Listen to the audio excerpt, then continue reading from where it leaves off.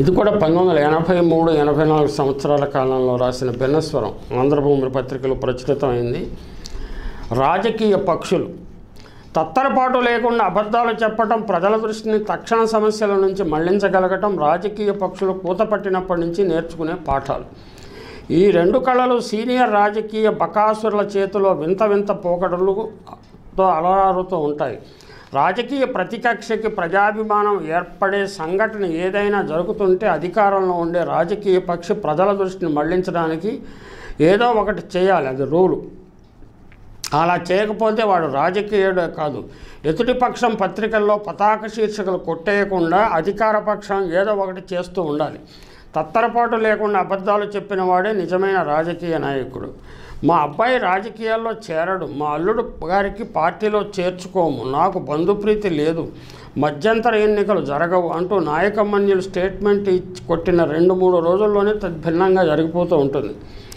తమ ఏకైక నాయకురాలు, తమ ఏకైక నాయకుడు అబద్ధాలే ఆడరని నమ్మే వెర్రెగొర్రె ప్రజానీకం విస్తుపోతుంటారు. సత్యచంద్రుడు లాంటి రాజులపై అమ్మమ్మ చెప్పిన కథలు విన్న సామాన్య జనము ధీరలలిత, ధీరశాంత, ధీరోదాత్త నాయకుల గురించి అప్పుడప్పుడు చదివిన కుర్రకారు ఏమీ అబద్ధపు ప్రేలాపనలు అని ఆశ్చర్యపోయి నోరు తెరుస్తుంటారు.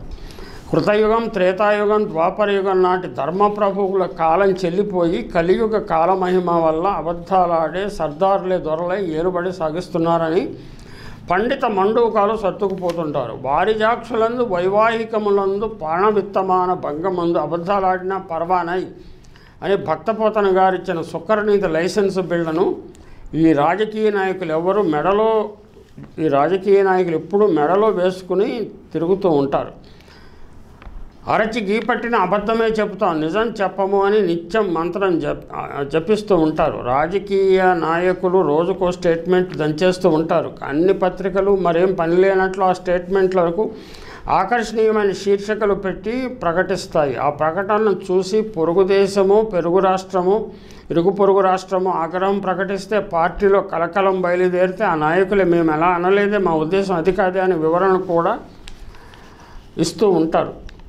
మరి అన్ని పత్రికల ప్రతినిధులకు అర్థం కాని ఉద్దేశం రాజకీయ నాయకులది. మాటలు మార్చడంలో బహునేర్పరులు. ఆర్ఎస్ఎస్ దుమ్మెత్తిపోసిన అగ్రనాయకుడే ఆ సంస్థతో అవసరం పడితే కాండక్ట్ గుడ్ అని సర్టిఫికెట్ ఇచ్చేసి నేను ఆ సంస్థను ఎప్పుడూ నిందించలేదే అని నిస్సిగ్గుగా అంటాడు. జ్ఞానం, జ్ఞాపక శక్తి తక్కువే కానీ మరీ అంత తక్కువ కాదని నాయకులు గుర్తించరు.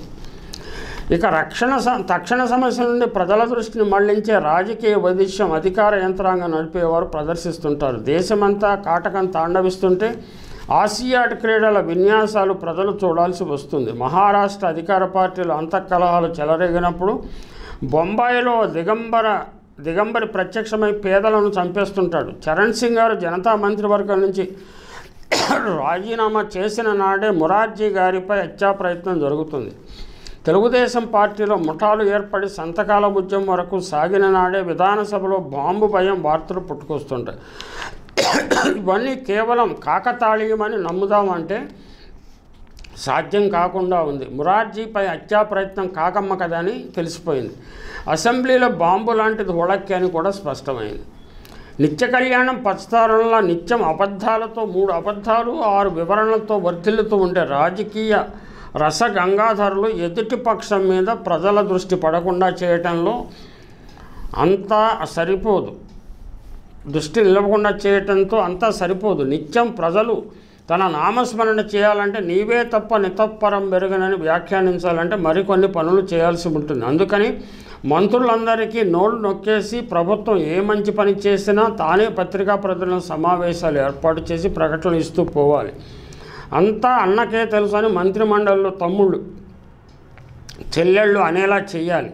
అన్న లేకపోతే అంత అజ్ఞానమే, అమ్మ లేకపోతే చిమ్మ చీకటే అని ప్రజలు అనుకోవాలి. అప్పుడే వారి చల్లని ఏలుబడిలో ప్రజలు చిల్లుడు బీరు తాగినట్టు ఆనందంగా ఉంటారు. వారికే కాకుండా వారి సంతానానికి, అల్లుళ్లకు, బంధువులకు లాయల్గా ఉంటారు. అప్పుడే దేశంలో రామరాజ్యం ఏర్పడి కుశలవులు వారి సంతతి దీర్ఘకాలం భూఖండాన్ని పరిపాలిస్తారు.